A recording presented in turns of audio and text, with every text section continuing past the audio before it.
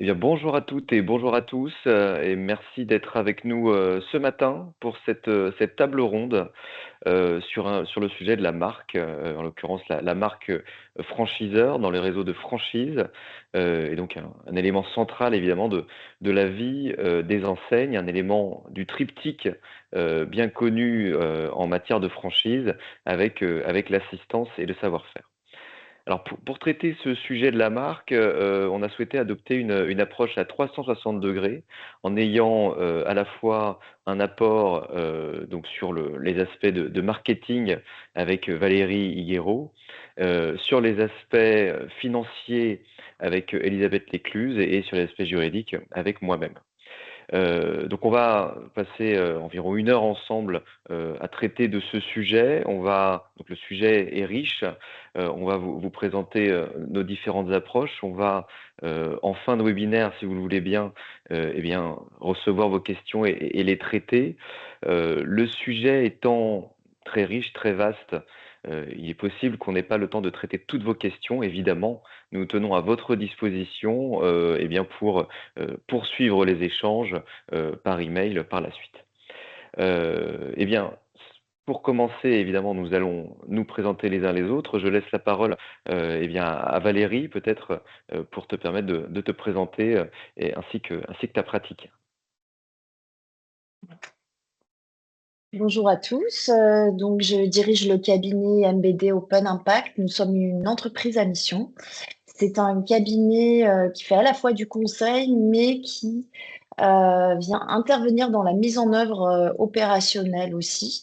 Nous avons un pôle franchise qui accompagne donc les entreprises, les franchiseurs dans la structuration et le pilotage de leur démarche de marketing durable et d'engagement RSE. Voilà, on a une approche 360 qui part depuis le diagnostic, en passant par la définition de la stratégie et jusqu'à un accompagnement au déploiement opérationnel via du transfert de compétences avec de la formation, soit la mise à disposition d'un manager senior, expert, qui est à la fois expert en marketing durable et en RSE.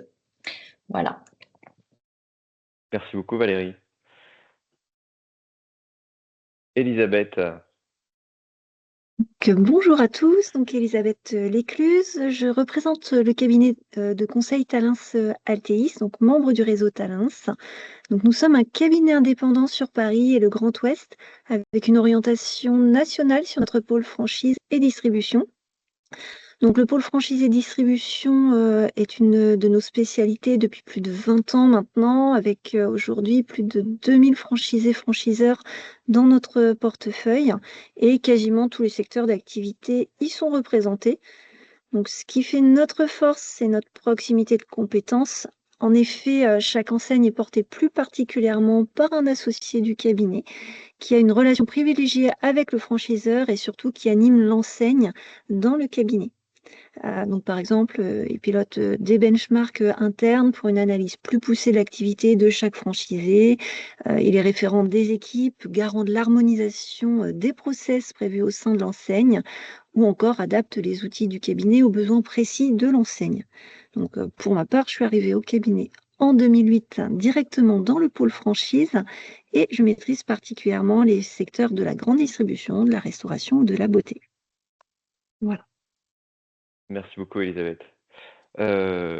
Et pour ma part, donc, eh bien, Jérôme Guillet, avocat associé, du cabinet Gouache, donc, cabinet d'avocats, cabinet de niche, hein, spécialisé, en distribution, spécialisé particulièrement en droit de la franchise et nous accompagnons nos clients, bah, sur évidemment tous leurs domaines d'activité. Donc, tous les secteurs sont concernés comme la franchise concerne tous les secteurs et sur toute la chaîne de distribution. Donc depuis, l'amont, la relation fournisseur, jusqu'à l'aval, la mise sur le marché, en passant par, le droit des locaux de commerce, avec une approche, pro-preneur. Et dans toute cette, ensemble d'interventions, évidemment, nous intervenons aussi sur la protection des éléments de propriété intellectuelle de nos clients, notamment franchiseurs, et sur les dépôts de marque et l'organisation de la marque, dans, eh bien la structure des franchises. Alors, ça me permet de faire la transition donc vers le thème qui nous réunit aujourd'hui, qui est celui de la marque. Donc, en l'occurrence, la marque franchiseur et une approche de la marque comme un élément d'actif structurant, finalement du réseau et donc, d'actif à protéger, à valoriser, et pour traiter de cette marque, eh bien, nous proposons, d'évoquer, 4 parties. Tout d'abord, la construction de la marque attractive et différenciante. Ensuite, une approche de la marque comme un moteur de performance des réseaux. Ensuite, le sujet de la marque responsable et le pendant qui va être celui, eh bien du sujet de la promesse tenue, lorsqu'on allie, et on ajoute à sa marque, typiquement ce type d'engagement. Et puis, eh bien, en conclusion, finalement, ce qu'il faut retenir et ce qu'il faut envisager de votre côté, pour, eh bien, améliorer, votre stratégie de marque. Pour, démarrer, eh bien, je vais, passer la parole, à Valérie, sur, justement l'approche plutôt, marketing, de, la marque et de la plateforme de marque. Je te laisse peut-être ouvrir ton micro, Valérie. Hop, c'est bon, mon micro est ouvert, C'est tout bon. c'est tout bon. Alors, vous êtes peut-être familiers, certains, avec la notion de plateforme de marque. Je fais juste un petit point là-dessus parce que c'est un outil qui est incontournable, essentiel quand on parle de marque, de se poser là-dessus en amont, quelle que soit la maturité de l'enseigne. Peut-être certains d'entre vous ont déjà une plateforme de marque. La plateforme de marque évolue. Il est important de se reposer la question et les bonnes questions par rapport à la marque. Et cet outil permet de se poser les bonnes questions.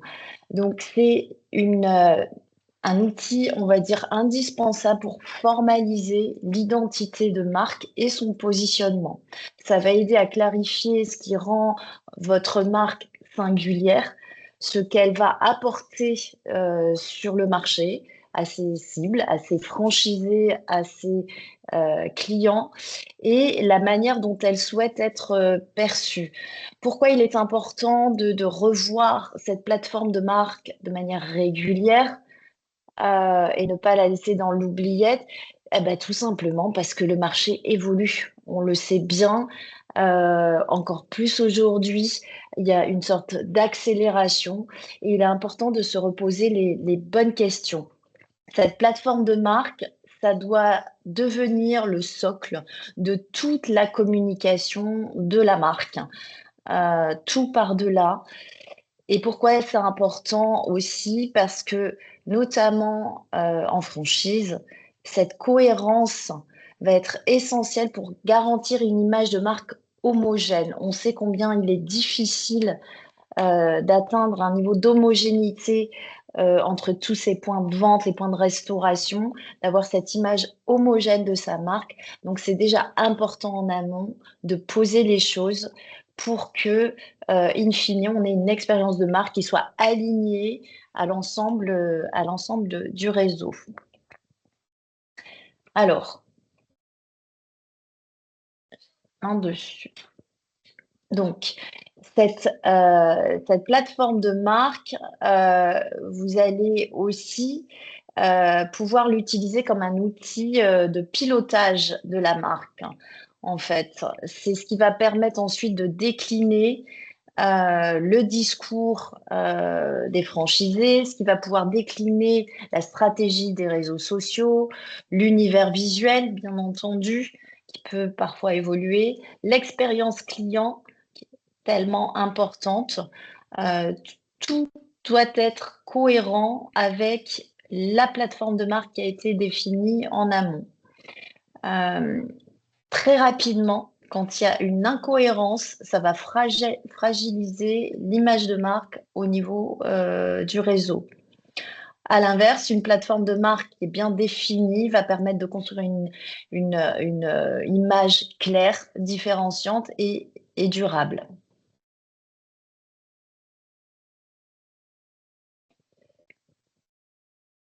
Alors, on le sait, la marque va être un véritable lien entre et un lien cohérent entre franchisé et client. Elle va jouer un rôle central puisqu'elle crée ce lien vraiment entre vous, franchiseurs, vos franchisés et les clients. Et c'est au franchiseur de définir cette promesse de marque à travers son positionnement, à travers ses valeurs, à travers l'identité et un cadre commun, comme on l'a vu dans une plateforme de marque. Les franchisés, ensuite, eux, vont avoir un rôle hyper important puisqu'ils vont devoir incarner la marque localement à travers l'expérience qu'ils vont faire vivre aux clients, à travers leur communication ou à travers encore leur manière de représenter finalement l'enseigne au quotidien. Donc, finalement, les clients qui perçoivent la cohérence de cette promesse de marque vont porter la voix de la marque ensuite dans leur écosystème propre. Donc, plus la marque est claire, plus elle est comprise, plus elle est incarnée de manière homogène au niveau des points de vente, plus elle va créer la confiance, la fidélisation et de la valeur pour l'ensemble du réseau. Donc, c'est en cela où elle devient un véritable, finalement, actif stratégique qui va être partagé entre le franchiseur et les franchisés. Ça devient vraiment un lien vertueux au service de la performance du réseau. N'hésiterez pas ensuite, à la fin, si vous avez des questions, vous pouvez les noter aussi au fur et à mesure. On a beaucoup de choses à partager avec vous, surtout avec les 3 regards juridiques, financiers et marketing. Je passe la parole du coup à Jérôme. Merci beaucoup Valérie. Donc oui, ce travail de définition de l'identité de marque et de ce qui va être porteur est évidemment indispensable. C'est la première chose à faire, c'est la substance même de votre marque. Une fois ce travail fait, eh bien, le sujet va être de savoir comment est-ce qu'on la protège et comment est-ce qu'on on en fait un véritable actif protégé et valorisable.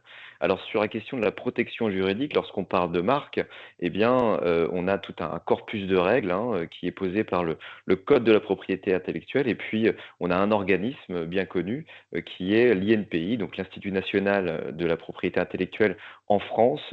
On a également des institutions au niveau européen et mondial pour les protections de marque. Alors, lorsqu'on parle d'une marque protégée, on parle d'une marque donc qui a fait l'objet eh bien d'un dépôt et d'un enregistrement auprès de l'INPI. Alors, quelles sont les conditions pour cette protection? Eh bien, déjà, il faut que cette marque soit disponible. Donc, il ne faut pas qu'on ait une marque déjà déposée et à ce moment-là, on aurait une antériorité qui empêcherait le dépôt d'une nouvelle marque. Et cette recherche de disponibilité, elle doit être faite de manière très méthodique. On a parfois des clients qui me disent, voilà, j'ai demandé à mon logiciel d'IA si une marque existait, a priori non, donc c'est bon. Il faut pousser un petit peu plus la recherche et aller notamment consulter les catalogues mis à disposition par l'INPI. Donc la marque doit être disponible, donc ne pas atteindre des droits antérieurs. Elle doit également être non distinctive, enfin, elle doit être distinctive, elle ne doit pas être descriptive, ni trompeuse, ni contraire à l'ordre public. Lorsqu'on dit qu'elle ne doit pas être descriptive, c'est qu'elle ne doit pas être descriptive de l'activité sur laquelle elle porte.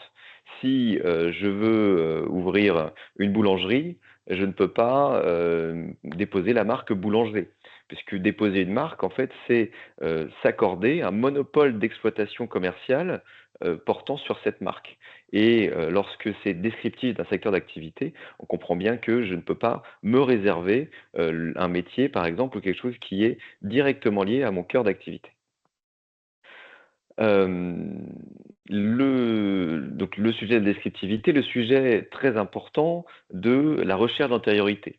Là, le sujet est de savoir est-ce que quelqu'un avant moi a déjà utilisé le même signe, un signe approchant pour son activité. À ce moment-là, il dispose d'un droit antérieur sur eh bien, ce signe et il m'interdit de l'utiliser. Et donc, il est nécessaire pour disposer d'une marque robuste et de ne pas prendre le risque dès qu'on l'a déposée ou peu de temps après, eh bien, qu'on remette en cause notre marque, de faire en amont, et il est très important, si vous n'aviez sur la partie juridique qu'une chose à retenir, c'est l'importance de la préparation, eh bien, en amont, de s'assurer de la disponibilité de votre signe. Alors, comment est-ce qu'on fait ça? Eh bien, une première étape, vous avez travaillé avec Valérie sur l'identité. Autre étape aussi, la question est de savoir à quoi est-ce que va servir ma marque. Lorsqu'on dépose une marque, on la dépose dans des classes. Alors, les classes, elles sont définies par ce qu'on appelle la classification de Nice, où il y a tout un travail de classification qui a été fait pour en fait que tous les secteurs de l'activité commerciale humaine soient répartis dans 45 classes. Donc, on a des classes de produits, des classes de services, et toute l'activité est censée bien pouvoir être visée par ces classes. Au sein de chaque classe, on a la possibilité de décliner un certain nombre de libellés. Et la question qu'il faut se poser, c'est en fait à quoi va me servir ma marque et bien dans quelle classe est-ce que, donc classe de produits et de services, est-ce que je souhaite m'accorder ce monopole d'exploitation commerciale de ma marque et une fois les classes définies, sous quel libellé est-ce que je vais souhaiter exploiter? Alors, vous imaginez bien que 45 places, 45 classes pour viser toutes les activités humaines, eh bien, c'est très peu. Donc, en fait, vous allez avoir des libellés qui vont devoir être définis, travaillés de manière très complète pour refléter le mieux votre utilisation, votre marque. Et il est très important d'avoir en tête le besoin que vous avez immédiatement et puis le futur proche. Si vous avez besoin d'un dépôt de marque, par exemple, parce que vous avez une activité de restauration, vous faites des super pizzas et donc vous allez déposer votre marque pour la restauration et la pizza. Il peut être intéressant de se dire, mais peut-être que demain, je vais travailler avec quelqu'un qui va me faire des assiettes logotées, par exemple, ou du packaging. Et eh bien, il peut être opportun de ne pas déposer uniquement dans la classe service de restauration, mais d'envisager des dépôts plus étendus pour peut-être se dire qu'on va être amené à distribuer également des éléments de vaisselle ou de packaging. Donc voilà, tout ce travail-là nécessite d'être mené. Encore une fois, la préparation sur, eh bien, est-ce qu'une antériorité existe? Est-ce que, enfin, quelle va être mon utilisation de cette marque immédiate et dans un très proche avenir? Et puis une fois le dépôt fait, donc le dépôt, c'est un processus qui dure assez longtemps, hein, entre le moment où on décide de déposer, auprès de l'INPI et le moment où on a une marque enregistrée, on a plusieurs mois qui s'écoulent et bien et pendant cette période, on a une publication qui est faite, pour attirer l'attention des tiers, notamment, bien les personnes qui disposent déjà d'une marque, sur le fait que nous déposons une marque et éventuellement permettre aux tiers de faire une opposition s'ils estiment que, eh bien, typiquement, notre dépôt est descriptif de l'activité ou notre dépôt porte atteinte à eh bien, une antériorité dont disposent ces personnes. Et finalement, c'est le premier test de robustesse, le premier test pour déterminer si le travail fourni en amont, à la fois sur le caractère distinctif de marque, sur les classes et sur eh bien, effectivement les libellés, a été bien fait. Et ensuite, si une opposition est faite, eh bien, vous avez une procédure de gestion des oppositions, mais ça mériterait un exposé en tant que tel. Et donc, si vous souhaitez creuser les points, on pourra le faire dans un autre cadre. Je vais maintenant laisser la parole à Elisabeth sur les aspects davantage eh bien de valorisation de marque. Donc, merci Jérôme. Du coup, la marque est un sujet marketing et juridique, mais c'est aussi un sujet financier et un actif. Donc un actif qui se construit, qui se structure et surtout qui se valorise dans le temps. Donc il existe deux axes économiques autour de la marque. Donc la valorisation de la marque et ses retombées économiques. J'ai un problème de... Hop. Voilà, pardon. Donc, la valorisation de la marque, le prix de la marque, il existe beaucoup de techniques de valorisation de marque, elles sont assez complexes et font intervenir tout un faisceau d'indices. Donc, on va voir notamment le coût historique.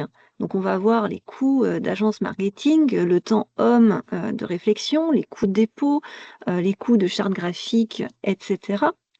On va pouvoir utiliser aussi les retombées économiques futures que l'on attend de la marque. Combien de points de vente vont être ouverts sur les prochaines années? Combien de redevances en découleront? On va avoir tout ce qui concerne aussi les charges de maintien de la marque, le coût d'animation et d'expansion du réseau notamment. La notoriété de la marque viendra jouer sur cette valorisation. Est-ce qu'elle est très connue ou pas encore trop? Et bien sûr, quelle est son étendue géographique, un département, une région, au national, à l'international. Donc, tous les indices qu'on peut avoir, financiers ou autres, permettent de pondérer ces différentes méthodes de valorisation. C'est-à-dire que pour un futur réseau, on pourra faire pondérer plutôt la valorisation de la marque vers le coût historique. Pour un réseau plus mature, on pourra pondérer cette valorisation plutôt en allant sur les retombées économiques existantes et futures. Donc, la marque n'est pas juste qu'un nom, parce que rien que quand on prend les coûts historiques, on peut rapidement arriver à une dizaine de milliers d'euros dans la valorisation. Donc ensuite, hop, on a tout ce qui est retombée économique de la marque. Donc plus la marque est attractive et différenciante, plus il y aura des retombées économiques. Donc le chiffre d'affaires augmentera au fur et à mesure que la marque prend en notoriété. Donc les gens reviennent, ils sont fidélisés. Concrètement, pour reprendre un exemple dans la restauration, un indépendant hors enseigne met souvent 2 à 3 ans à atteindre son rythme de croisière. À l'inverse, un franchisé démarre avec une marque, un concept, voire une clientèle déjà en place, donc le chiffre d'affaires va monter plus rapidement. Et c'est là le point clé. En fait, la différence, ce n'est pas le chiffre d'affaires final qu'un franchisé va avoir par rapport à un non-franchisé, c'est la vitesse à laquelle il atteint son chiffre d'affaires. Donc, une marque forte permet d'augmenter aussi des prix sans perdre de clients. C'est ce qu'on appelle le pricing power. Et ça, c'est un levier majeur de rentabilité qui est souvent sous-estimé. Ensuite, si on reprend quelques chiffres de la Fédération française de la franchise affiche une croissance moyenne de 4,9% contre 2,5% pour l'économie globale. Donc ça signifie que la croissance est 2 fois plus rapide quand on a une marque robuste. Et l'avantage aussi, c'est qu'on peut avoir une réduction des coûts d'acquisition des clients. Parce que quand la marque, elle est connue, elle est attractive, il y aura peut-être moins de publicité à faire dans les journaux locaux pour les franchisés. Voilà. Et quand la marque est attractive et connue, les investisseurs aussi auront une perception du risque beaucoup plus faible et ils pourront avoir des taux d'actualisation, des taux d'emprunt plus faibles aussi. Donc, il y a vraiment plein de retombées économiques dès lors qu'on a une marque attractive et différenciante. Donc, je laisse maintenant la main à Valérie pour le deuxième thème.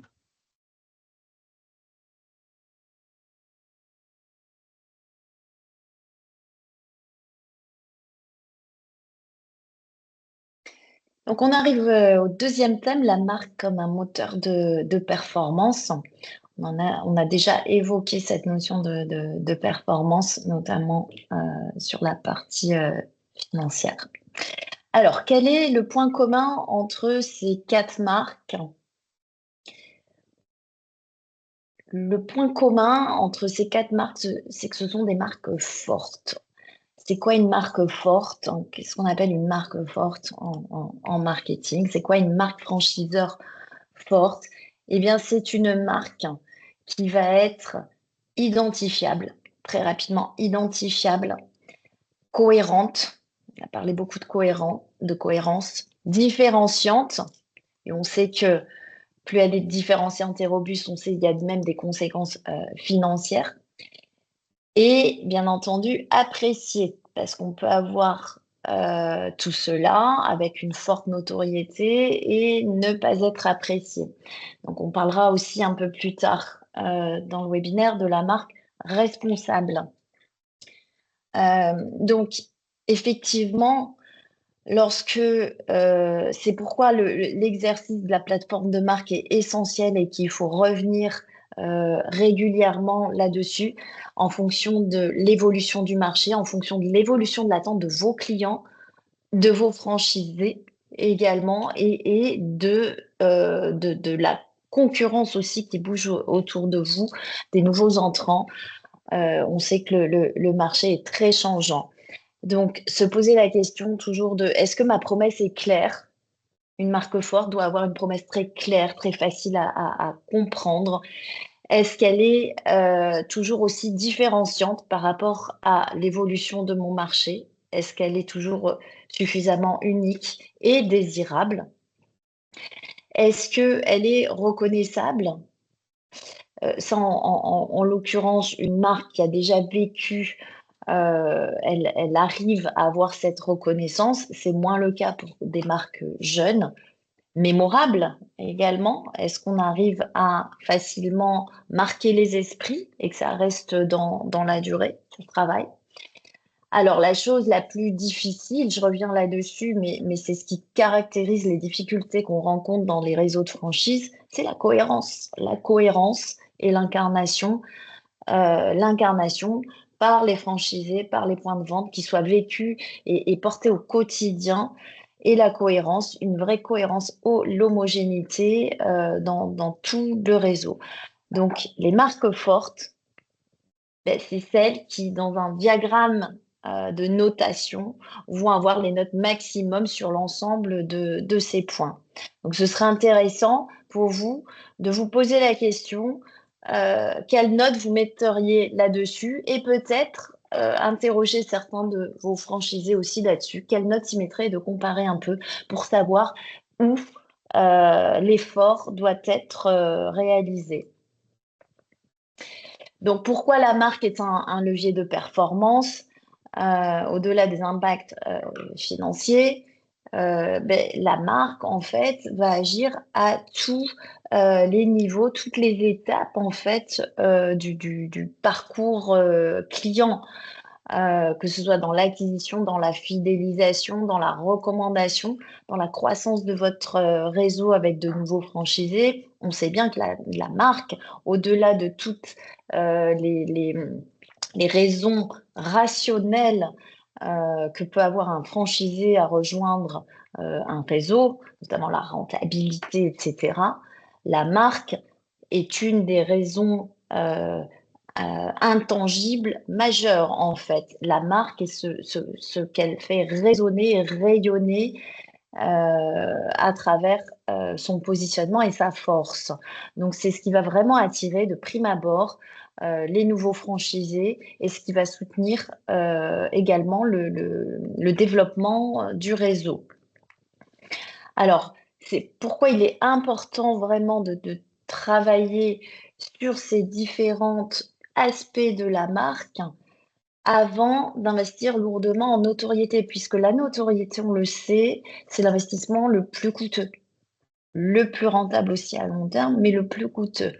Mais on investit et ça vaut le coup d'investir dans la notoriété, donc de la communication, une fois que la marque est vraiment bien définie ou bien réajustée. Et là, effectivement, la marque va soutenir la performance commerciale, va apporter de la valeur aux franchisés et va accélérer la croissance du réseau.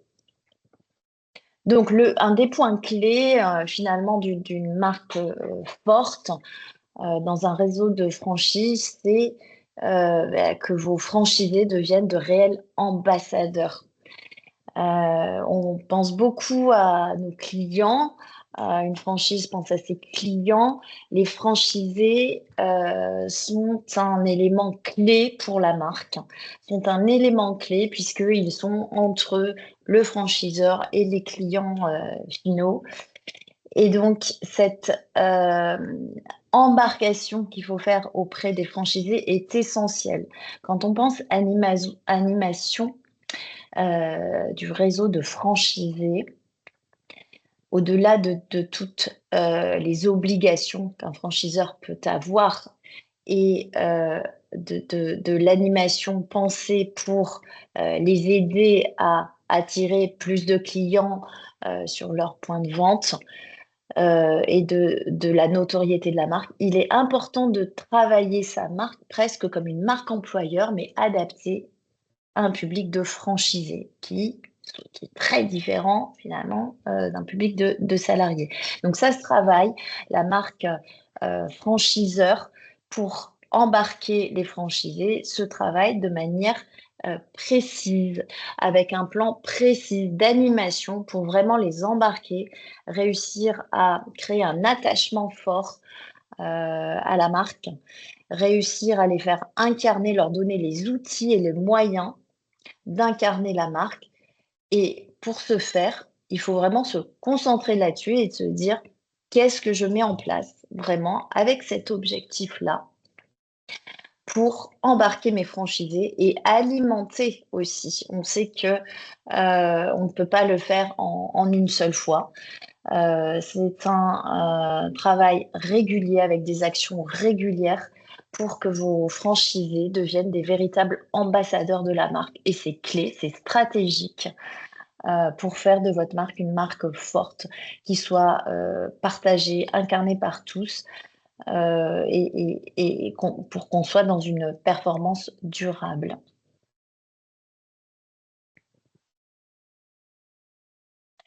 Quelques exemples, quand on interroge, c'est intéressant de pouvoir interroger régulièrement ses franchisés également.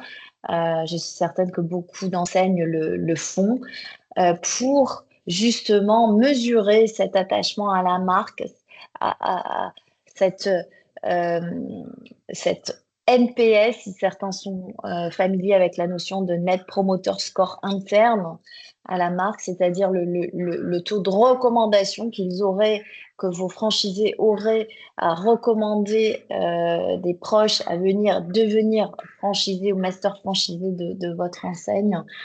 Donc, il est important, voilà, de pouvoir mesurer régulièrement auprès de vos franchisés l'attachement, la perception qu'ils ont de la marque enseigne et de pouvoir le comparer à période régulière. Ici, 3 exemples de marques qui travaillent beaucoup là-dessus à travers un plan d'action spécifique, à travers vraiment des objectifs spécifiques pour animer leur réseau de franchisés dans la mesure, dans une optique réelle d'attachement à la marque et pour s'assurer que leurs franchisés vont vraiment incarner la marque qu'ils ont définie, que le franchiseur a définie, qu'il souhaite réellement faire rayonner auprès de son marché.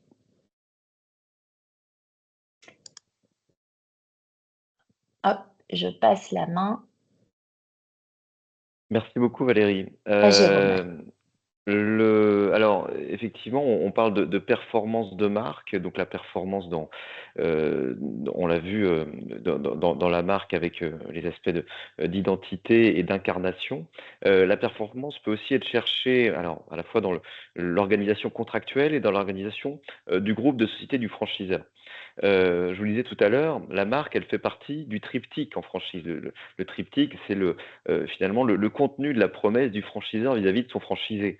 Ce à quoi s'engage le franchiseur, c'est mettre à disposition une marque, fournir une assistance et fournir un savoir-faire dont on connaît très bien les caractéristiques.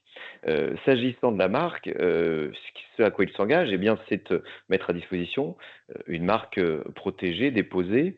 La notoriété n'est pas juridiquement une composante de la promesse du franchiseur. C'est-à-dire que on peut conclure un contrat avec un niveau de notoriété à un instant T. Cette notoriété peut évoluer, elle peut se dégrader éventuellement dans le temps du contrat, et ce n'est pas pour autant en fait une faute contractuelle ou un élément qui remettrait en cause le contrat.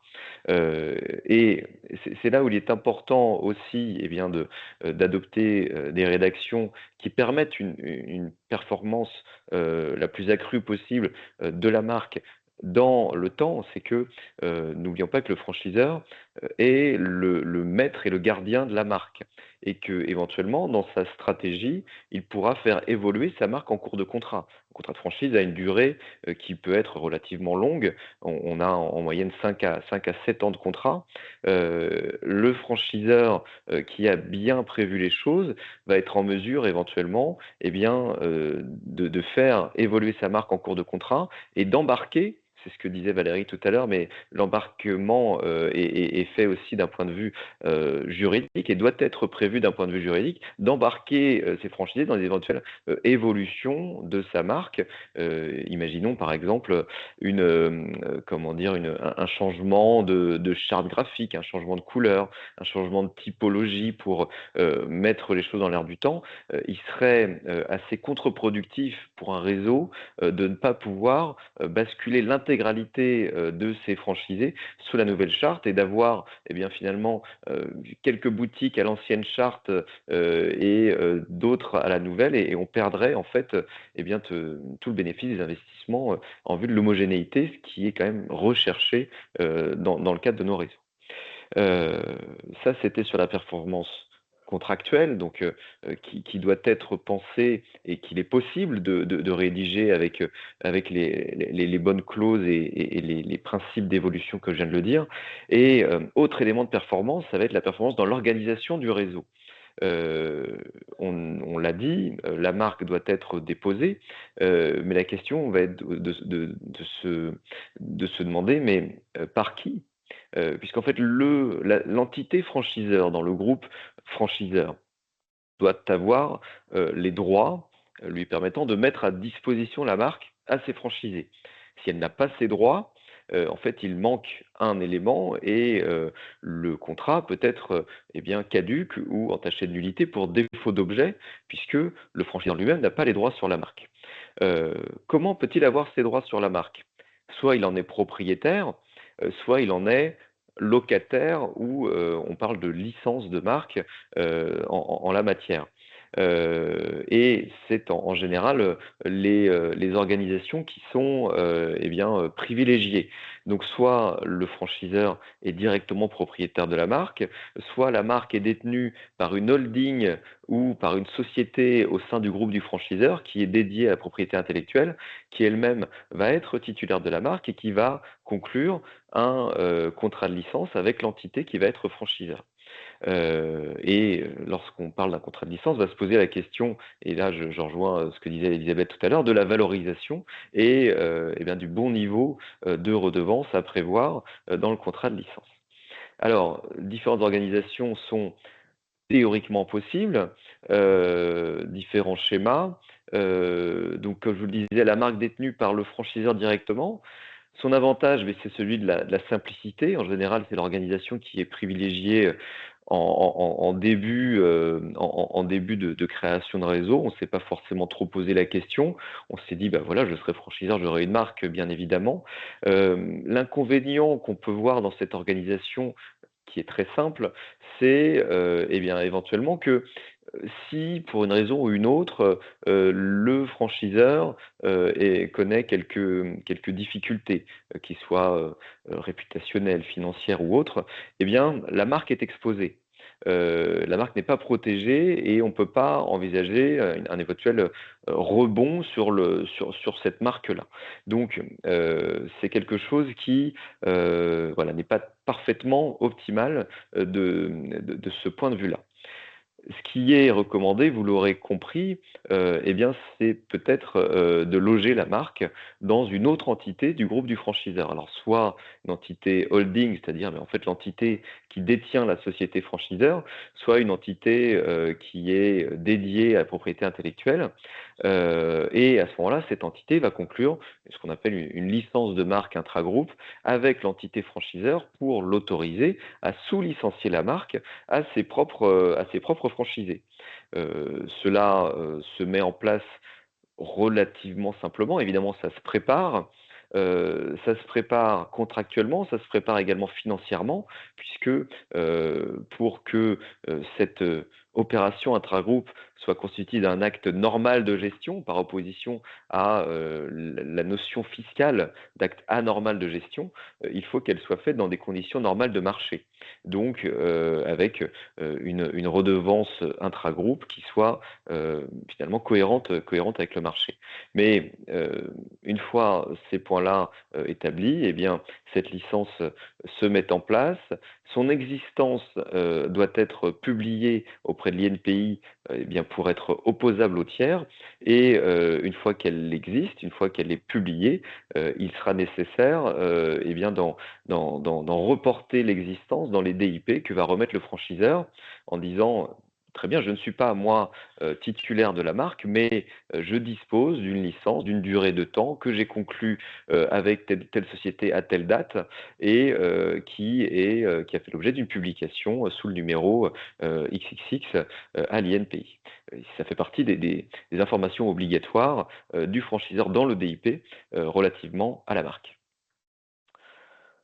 Heu et donc voilà, comme je vous le disais, il faut une vraie licence, c'est l'objet de cette slide. Heu, ce point, sur la partie juridique, étant vu, eh bien je laisse, la parole maintenant à Elisabeth pour les aspects, financiers à ce sujet.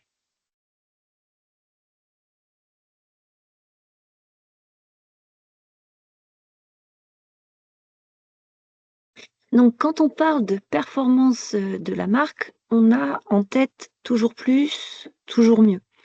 En vérité, financièrement, et comme l'indiquait Valérie, il faut savoir qu'investir dans la marque peut dégrader le résultat à court terme, mais améliorer fortement la valeur de l'entreprise. Pourquoi? Parce que la marque sécurise le business model sur le long terme. Donc les données montrent que, dans les réseaux organisés, ils affichent un taux de survie à 5 ans de 74 contre 61 pour des indépendants. De plus, un franchisé a environ 2 fois plus de chances de passer les 2 premières années d'activité. Donc cela signifie plus de stabilité, plus de visibilité et donc des flux futurs plus prévisibles. Donc la marque a deux grands impacts sur le réseau. Donc le chiffre d'affaires et la rentabilité économique et la valorisation à la sortie. Donc la notoriété de la marque amènera naturellement plus de prospects à la création ou à la reprise d'un point de vente, car les futurs franchisés sauront à quoi s'attendre en termes d'expérience client et chaque nouveau point de vente qui s'ouvre ou se reprend assure des redevances complémentaires ou stabilise le chiffre d'affaires du franchiseur.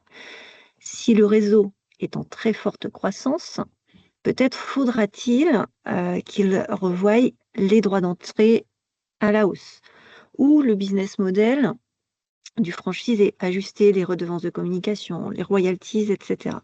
Donc le franchiseur pourra en profiter pour proposer de nouveaux services aussi à ses franchisés qui lui rapporteront davantage de marge.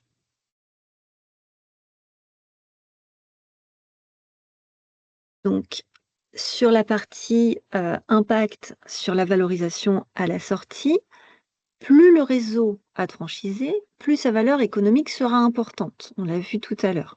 Donc, au moment de vendre, il faudra revaloriser une nouvelle fois la marque et la tête de réseau pour calculer la plus-value. Donc, la marque connue aura davantage d'acheteurs et se vendra au plus offrant bien souvent. Donc, concrètement, dans les opérations que l'on observe, la marque joue directement sur les multiples de valorisation.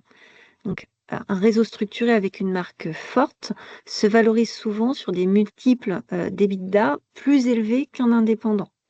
À l'inverse, une activité sans marque ou peu différenciante est valorisée principalement sur ses actifs ou sa rentabilité à court terme.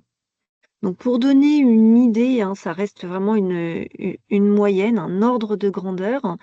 Un indépendant, on pourrait être entre 4 à 6 EBITDA, alors qu'un réseau structuré avec une marque forte, on va plutôt être sur une moyenne de 6 à 9 EBITDA. Donc, on est valorisé 1,5 fois en moyenne plus cher quand on a une marque forte. Alors, après, fiscalement, il y a aussi un point important à avoir en tête au moment de la cession. Donc, lorsque la tête de réseau est détenue notamment via une holding, la vente de la marque ou du réseau ne portera pas sur le fonds de commerce, sur la marque en elle-même, mais sur les titres de la société. Et dans ce cas, on bénéficie généralement du régime qu'on appelle des sociétés mère-fille, avec une exonération quasi totale de la plus-value.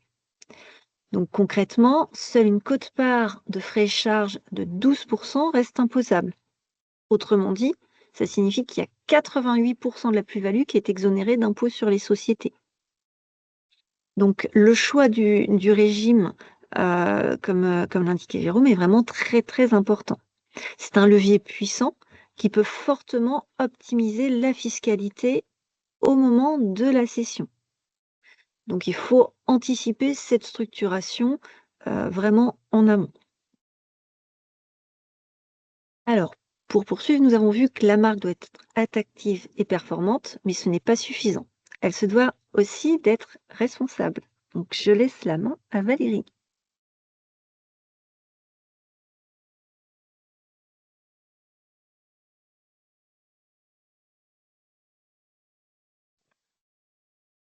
Effectivement, il était très important aussi dans ce webinaire de vous parler de marques responsables. Aujourd'hui, on ne peut pas faire l'économie de réfléchir à la responsabilité, à l'engagement de sa marque. Et on va le voir, c'est un véritable levier d'attractivité durable. Alors, qu'est-ce qu'une marque responsable? Vous avez vu tout à l'heure, je vous ai présenté brièvement l'outil de plateforme de marque. Aujourd'hui, quand on travaille sur sa plateforme de marque ou qu'on réévalue sa plateforme de marque, il est impératif de réfléchir aux engagements sociétaux et environnementaux de sa marque. On ne peut pas faire cette économie. Aujourd'hui, que ce soit les consommateurs, les collaborateurs, les franchisés, futurs franchisés, ils attendent des marques qu'elles prennent position, qu'elles soient engagées et qu'elles agissent concrètement. C'est-à-dire une marque responsable ne va pas reposer uniquement sur un discours ou des engagements affichés. D'ailleurs, toutes les certifications et les labels demandent des preuves. Il faut des preuves des actions, il faut des indicateurs d'engagement véritable. Quand on travaille sur une démarche de marque responsable, il est important de partir de l'identité première de sa marque et de définir les engagements sociétaux et environnementaux qui soient en lien, parfaitement en lien avec son marché, avec son identité. Il faut beaucoup de cohérence. Parfois, des entreprises, des franchises vont avoir tendance à investir dans des actions sociétales ou environnementales qui vont pas venir nourrir l'identité de marque. Or, c'est vraiment à éviter. Il faut se poser la question, et quand on a une démarche de marque responsable, il faut, en toute première chose, comprendre son marché, comprendre les attentes de ses clients. Qu'attendent vos clients par rapport à votre marque, par rapport à votre enseigne en matière de responsabilité? Qu'attendent vos franchisés? Qu'est-ce qui est cohérent pour vous? Sur quelle thématique, sur quel chantier de RSE agir pour que ce soit cohérent et que ça vienne au contraire apporter une véritable valeur à votre marque? Ce que nous recommandons au sein du cabinet quand on démarre une démarche de marque responsable ou qu'on souhaite l'ajuster, pour justement qu'elle apporte une vraie valeur ajoutée, que ce ne soit pas une couche de RSE rajoutée à une stratégie, c'est d'interroger, mais réellement interroger vos parties prenantes, à savoir en premier lieu vos franchisés. Important de les embarquer dès le départ, dès le diagnostic de marque responsable. Un diagnostic de marque responsable va permettre d'évaluer quels sont et d'identifier quels sont les chantiers RSE sur lesquels vraiment investir, ce qui va apporter de la valeur et de la cohérence à votre marque. Mais il faut les embarquer dès le départ, dès le diagnostic, en amont de la démarche. Et ensuite, dans la définition aussi de la stratégie de marque responsable, quelles vont être les actions, quels vont être les principes en fait de fonctionnement de votre marque responsable lorsque vous lancez une opération promotionnelle, quels seront les principes à respecter, par exemple. Et ça ne suffit pas parce qu'il va falloir aussi suivre et encourager également vos franchisés pour qu'ils soient complètement embarqués. C'est essentiel dans un réseau pour tenir une démarche de marque responsable. Avec la franchise a aussi des indicateurs de performance et de suivi de marque responsable. Et il faut que ce soit le plus concret et simple, à la fois simple possible, pour que ça puisse être compris de tous et surtout suivi. Voilà, ça peut être un vrai levier en fait également d'entreprendre une telle démarche pour réenchanter la marque au sein du réseau, réembarquer, redonner du sens à vos franchisés et in fine, il y aura une répercussion directe finalement sur vos clients. Donc, effectivement, quand la marque a une véritable démarche de marque responsable, ça devient un vrai levier d'attractivité, un facteur de différenciation. Pourquoi? Parce qu'aujourd'hui, la société est de plus en plus méfiante, attend de plus en plus de sens dans tout ce qu'on fait. Et donc, une démarche de marque responsable, ça veut dire des engagements crédibles avec des actions concrètes qui peuvent être prouvées. Et ça crée quoi? Ça crée de la confiance, ça va développer la confiance de vos parties prenantes. Ça va justement favoriser l'attachement aussi des franchisés, pourvu que ce soit fait vraiment de façon à les embarquer, comme je l'ai dit dès le départ, et de manière très cohérente par rapport à votre marché, aux attentes de votre marché. Donc, ça va créer une préférence de marque, la fidélisation, et là, on rentre dans un cercle vertueux d'attractivité client, de franchisé et, in fine, de renforcement de l'image. Donc, ça peut également, il y a des preuves qui vont renforcer la crédibilité, comme des labels, des certifications. Mais c'est important de le faire avec du sens et non pas simplement pour afficher un logo Bicorp ou afficher ou devenir entreprise à mission. Il est important dans cette démarche vraiment d'embarquer les franchisés dès le départ et que ça crée du sens avec votre modèle économique et votre marché pour que ce soit un vrai moteur de performance. Donc, pour finir sur ce point, rapidement les écueils à éviter.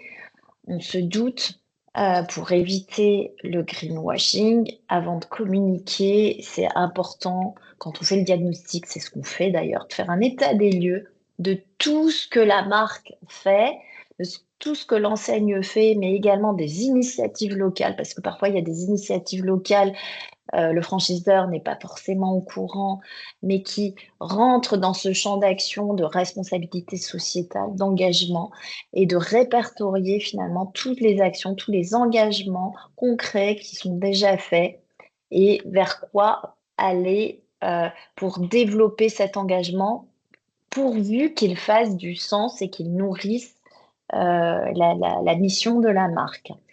Donc, il faut des engagements concrets, il faut des preuves. Il faut des preuves et finalement, l'intérêt d'un label ou d'une certification ou le fait de devenir entreprise à mission, ça va rajouter de la confiance. Pourquoi?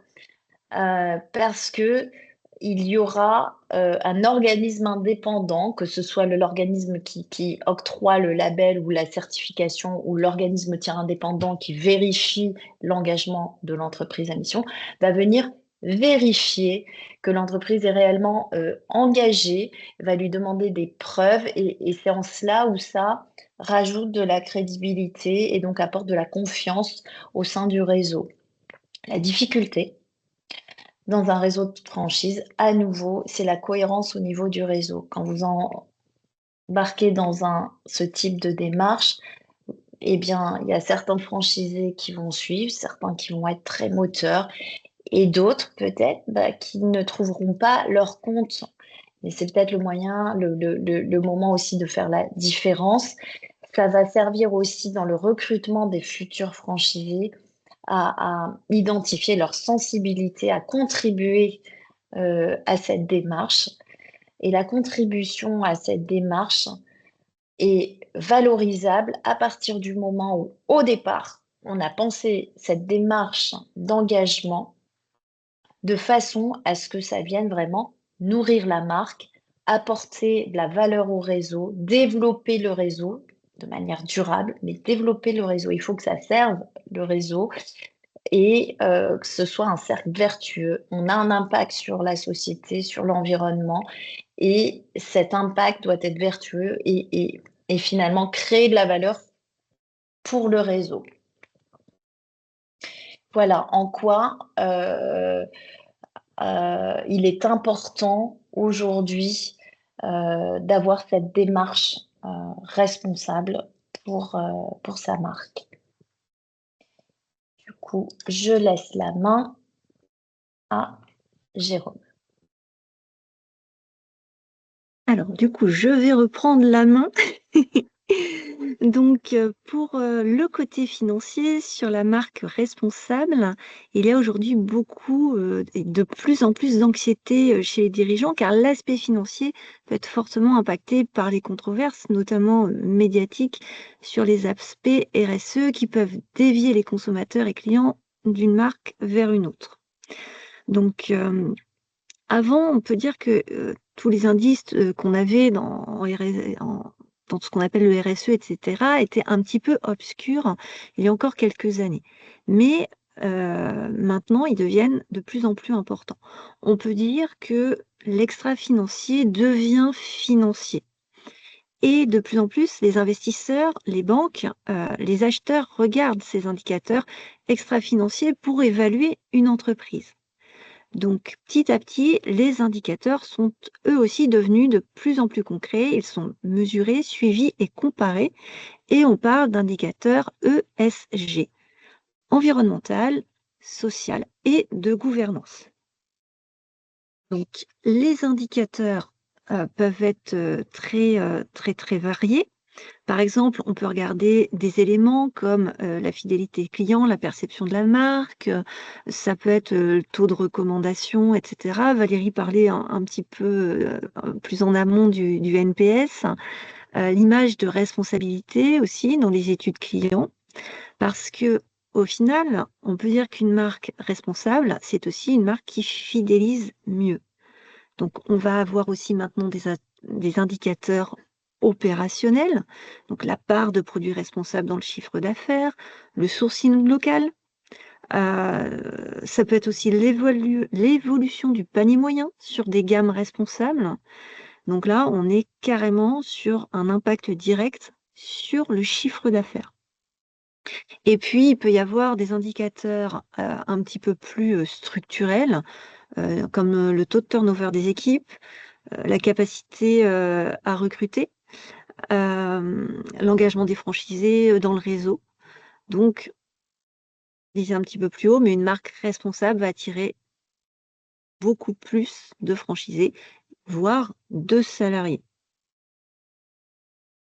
Donc, et bien sûr, on va avoir des indicateurs purement financiers sur l'accès au financement, les conditions bancaires, ça peut être le niveau de valorisation dans certaines opérations, parce que aujourd'hui, les investisseurs intègrent déjà une prime de valorisation pour des modèles jugés durables. Il y a même des banques maintenant qui sont spécialisées pour les entreprises responsables et durables. Donc, à l'inverse, dès lors qu'il y a du greenwashing, l'impact maintenant, il peut être immédiat, perte de confiance, baisse de fréquentation, et encore une fois, un impact direct sur le chiffre d'affaires. Donc, effectivement, le vrai sujet ne va pas être d'être parfait, mais comme le disait Valérie, d'être cohérent. Et financièrement, c'est très très clair. Une marque responsable et cohérente va créer de la valeur, et une marque incohérente va en détruire très très vite. Donc sur la dernière slide, hop, donc là, je vous ai mis quelques exemples de ratios par secteur d'activité, voilà, pour illustrer davantage et que chacun puisse s'y retrouver. Donc, sur 5 grands secteurs, un mode textile, alimentaire, cosmétique, parfumerie, le luxe, le service et le conseil. Donc, c'est plein d'exemples d'indicateurs, mais il y en a beaucoup, beaucoup plus. Et le but, c'est que chaque réseau, chaque enseigne exploite les indicateurs qui reflètent un peu leur stratégie et ce qu'ils ont envie de mettre en exergue en fait pour leur image. Je laisse la parole à Jérôme. Merci beaucoup, Elisabeth. Alors oui, quelques mots très rapides, puisque lorsqu'on parle de marque responsable, moi je ne peux que aller dans le sens de ce qui vient d'être dit à la fois par Valérie et par Elisabeth.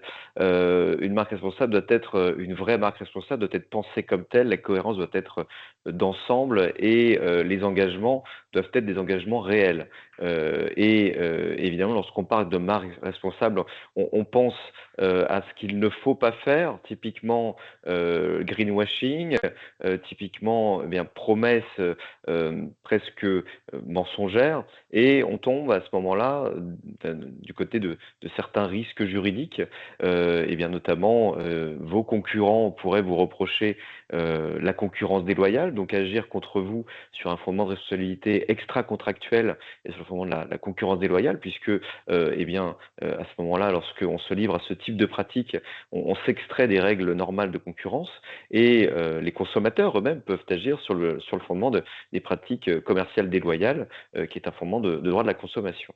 Donc, c'est un risque si on fait mal les choses, c'est à l'inverse un atout si on est en mesure de démontrer qu'on fait très bien les choses, qu'on conserve les preuves, comme l'a dit tout à l'heure Valérie, et à ce moment-là, c'est vous qui êtes en position de force pour éventuellement aller agir contre des concurrents un peu plus indélicats et de l'intérêt également juridique de bien faire les choses pour accroître votre valeur financière, mais aussi la force de votre position juridique. Bon, pour finir, eh bien, si on doit conclure, et si voilà, l'idée, comme vous l'a dit Valérie, je vais peut-être te laisser compléter Oui. ce que je peux dire, Valérie, mais l'idée, c'est la préparation. L'idée, c'est la méthode. Valérie vous a parlé de la plateforme de marque et donc de l'importance de construire des bases solides pour un développement qui soit lui-même pérenne. Valérie, est-ce que là-dessus tu souhaites ajouter un mot? Oui, oui, c'est vraiment la priorité, c'est de se poser la question pour un jeune réseau, est-ce que ma marque est suffisamment robuste, solide pour vraiment développer le marché et au jeune réseau aussi, dès le départ, sur sa plateforme de marque, d'intégrer les enjeux sociétaux et environnementaux. Voilà, dès le départ, de travailler là-dessus. Ensuite, je dirais que pour un réseau plus mature, où la marque existe déjà depuis un certain temps, il est sain, en fait, de réaliser un diagnostic de marque pour faire le point finalement aujourd'hui sur la perception client, la perception des franchisés, vérifier la cohérence de tout ce qui a été mis en place, évaluer les forces, les points d'amélioration, vraiment un diagnostic complet pour identifier aussi les écarts. Et je dirais aussi, euh, pour un réseau mature, par rapport à la démarche de marque engagée, peut-être que votre réseau a mis en place une démarche RSE, vous avez d'ores et déjà des labels. Ce qui est très important, c'est de pouvoir le, le, le rallier à la marque et à la stratégie de marque, véritablement, et non pas d'avancer en parallèle. Donc, il faut faire un travail vraiment d'intégration finalement de la démarche d'impact à la marque et de l'associer à la marque. C'est important pour ensuite avoir toute cette cohérence de réseau, ne pas tomber dans du greenwashing. C'est vraiment crucial. Donc, je dirais réaliser un diagnostic de marque et faire un travail d'association de toute la démarche d'impact à la marque. Merci beaucoup Valérie. Eh bien, écoutez, on vous l'avait dit en introduction, nous avions beaucoup de choses à dire. Nous allions être, voilà, bavards, mais malheureusement pas complets puisque les sujets sont très vastes. Euh, Si vous souhaitez poser des questions, on peut rester connecté quelques minutes. Donc, on est à votre écoute, soit par écrit ou n'hésitez pas à ouvrir vos micros. Voilà, on est à votre écoute si vous le souhaitez.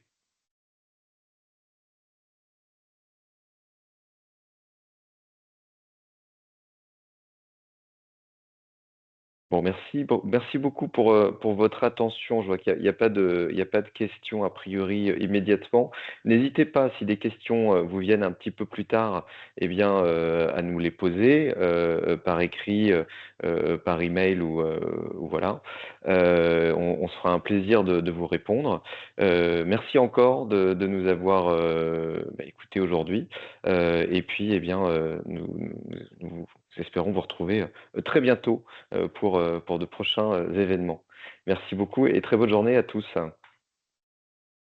Bonne journée.